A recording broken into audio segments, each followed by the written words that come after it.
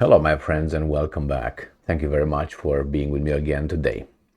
An observation, and you can look and you will find out that it's true. My little observation. When you have a victory, you trumpet it over there, you advertise it in the best possible semantics. That is the best words, exaggerated words that you can use to convey the message that you won, they lost.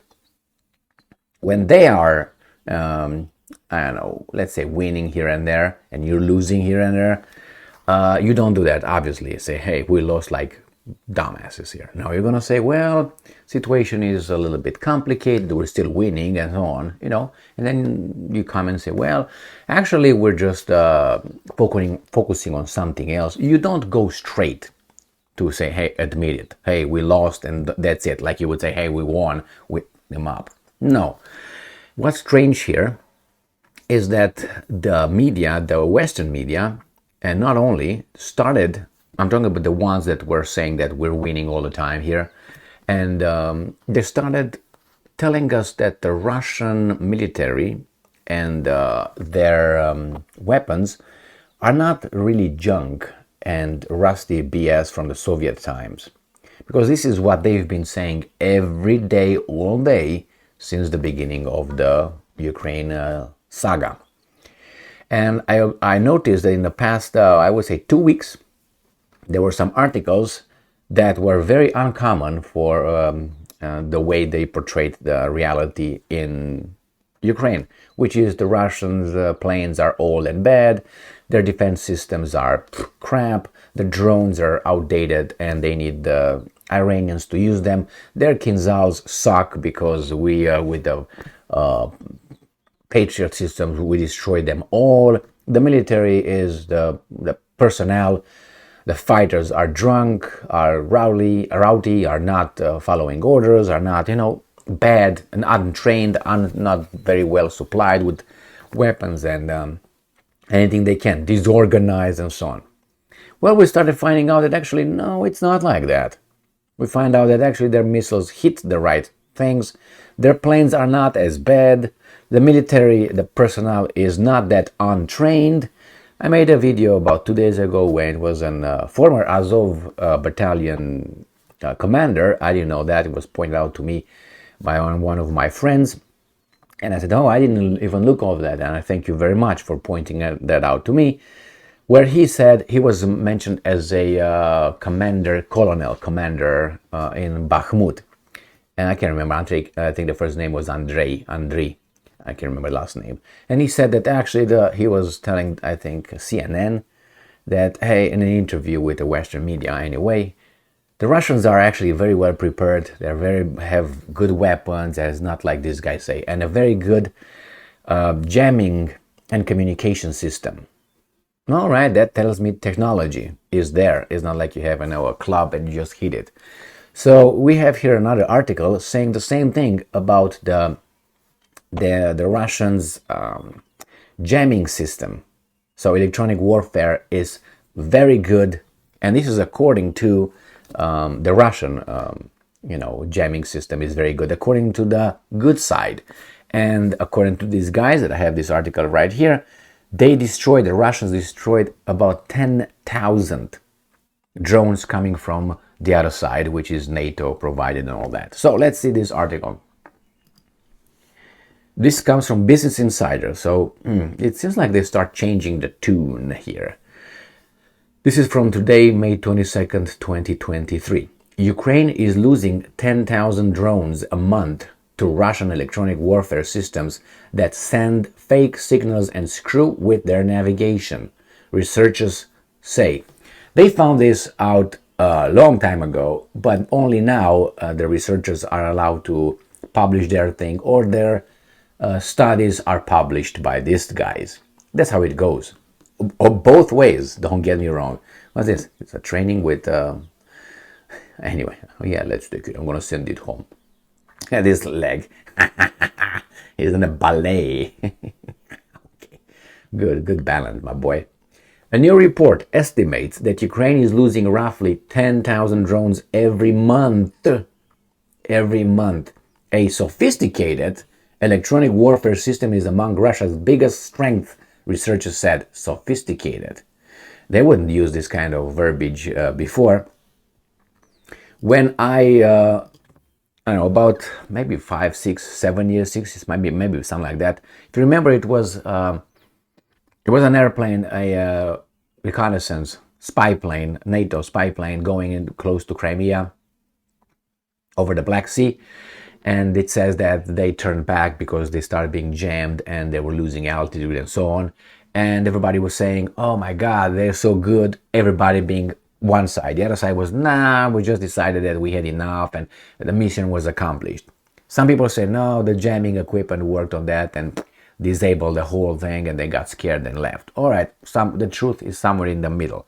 But now this is a confirmation. But you can say, well, that's a drone. Yes, they're drones, but I don't know what complicated these drones are. You know what I mean? I don't know if they're the toy drones or the complicated drones, the technologically advanced drones. So let's see what these guys are saying here. And again, Ukraine has the initiative. So they never let it go. They can't say, well, we lost, or they're better. No, they have the initiative. But Russia's army should not be written off, they added. The new assessment, they can't just come and say, well, we're having our butts kicked by these guys. I don't know if that's the case, but from my experience, that's how they do it.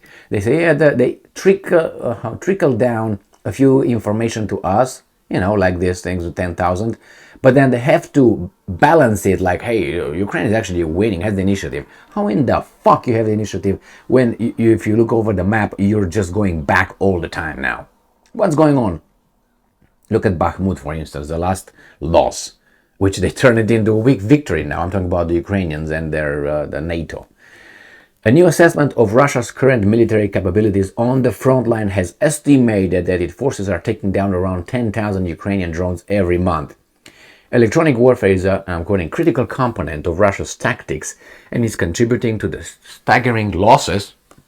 That's not good. They wouldn't use this word. Unmanned aerial vehicles, UAVs, commonly known as drones, according to a report by the UK-based Royal United Service Institute, released on Friday. So, something is happening. They're preparing a retreat. So say, well, we told you so. After 15 months of BSing around, the estimated figures, which amounts to more than 300 drones a day. First, don't think that, they down 300. Where in the hell you got 300 drones from? Where did you get them? Where did you get them? That's a lot of drones. Was attributed to 3 unmanned Ukrainian officers interviewed in April and May. The report did not specify what models comprised the claimed losses or in what proportion, but drone expert Dr. James Patton Rogers told Insider the majority of those being lost are relatively cheap, small commercial drones used for surveillance. 10,000 of them a month. Okay. See, again, dragging down.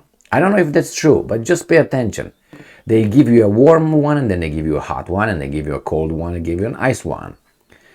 The figures are indicative of the unprecedented scale of what UAV are being used in Ukraine, he said, adding that this is one of the world's first drone versus drone conflict.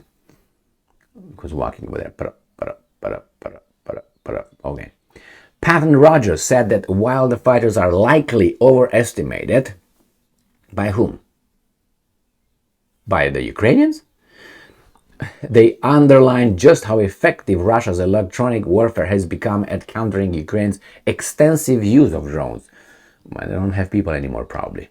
Now, according to the RUSI report, along the roughly 750 miles of the conflict's front line, Russia maintains a major electronic warfare system roughly every 6 miles. These are set back about 4 miles from the front and are focused mainly on neutralizing drones, the report said. Sophisticated Russian systems, sophisticated, that's a new word, attributed to the Russian systems, that's unbelievable, such as Shipovnik aero jamming station are hard to detect and again, oh my god, and can imitate other signals, the researchers said. It also has a sophisticated range of effects for downing UAVs, they said, including interfering with navigational system. Remember when I told you about that airplane in the Black Sea about 7 years ago or so? So you can't detect them.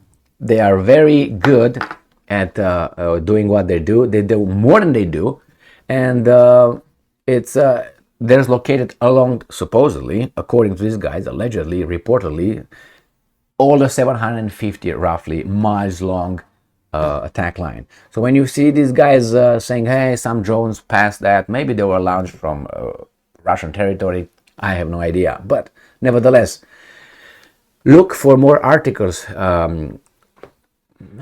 saying things, positive things about the Russian capabilities. Well, sometimes they did this in order to then ask, hey guys, we need more advanced drones from you. You know what I mean? So, or we need this because we need longer range systems because these guys are, very good all of a sudden. They receive it and then it's quiet.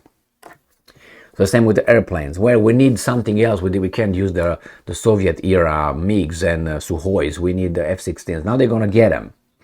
So why? Because the Russians are using the same planes, but somehow, I don't know, they're better at it or something.